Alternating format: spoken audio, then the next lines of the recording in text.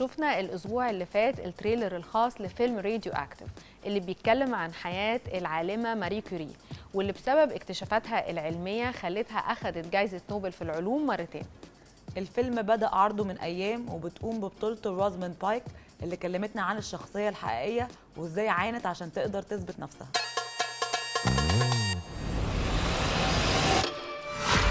There is another element that's skewing the results. You think you found an undiscovered element?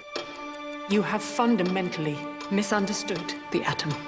Our work's been nominated for the Nobel Prize for our discovery of radioactivity. And the commendation only mentions my name. Well, Marjane, there are other parallels. Marjane is an unruly element, as Marie Curie was, and she's completely assimilated into French culture as Marie Curie was. I mean, she has thankfully not had any turn of favor against her like Marie Curie suffered in her life later on, when the press, when France, who had really, adopted her and celebrated her as their own, then turned against her when she had an affair that, society disapproved of later in her life.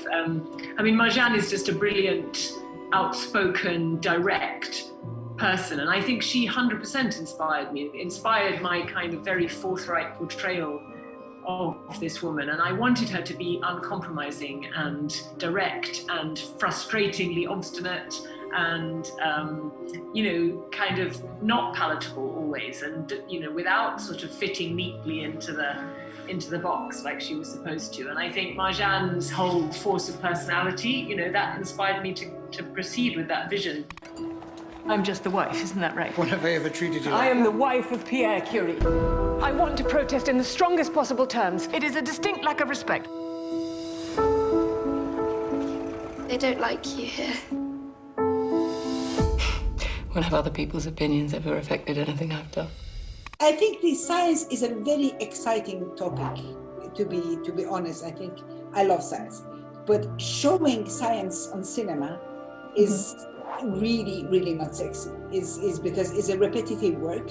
So how to make that interesting, then you have to find a way just actually to talk about science, because you cannot make a film about science not talking about it.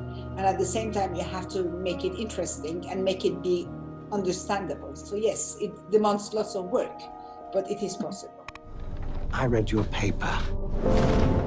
It contains some exceptional science. My instinct is that there is another element. You think you found an undiscovered element? Science is changing, and the very people who are running science believed the world was flat. Leave my laboratory. If my science doesn't speak for itself, then you have gravely misunderstood it. Wish I could grow facial hair. I need at least a year's notice. But yeah, I don't think anyone likes to hear actors complaining about their situation, but it was basically individually stuck on yak hair. The problem is, and I was told this by a friend once, that if you have to have a full beard, at least grow your own moustache, because if you laugh, and me and my friend Anirin Barnard, who plays in the movie, when we laugh, we had to hold on to our moustaches, because otherwise they like ping off the side, which was quite funny. But but Rosamund had a lot of, on some scenes, had really hours of makeup for the aging makeup, which was incredible to watch. So I couldn't complain. Science is changing, and the very people who are running science are the people who believe the world was flat. And I'm going to prove them wrong. You're Maria Sklodowska. I'm Pierre Curie. Your science is brilliant. We're proposing a partnership. That's exactly what I'm doing. You're just extraordinary. I mean, this discovery at the beginning of the 20th century changed completely the face of 20th century. So you cannot talk about the discovery and not talk about the aftermath. And here comes, a very important question, is that you have two of the most decent people in the world that, they even didn't take a patent for the discovery. They said, these are the element of the nature, so let's everybody use it, with the knowledge that it can be misused. You can see it in the film with the speech of Pierre Curie.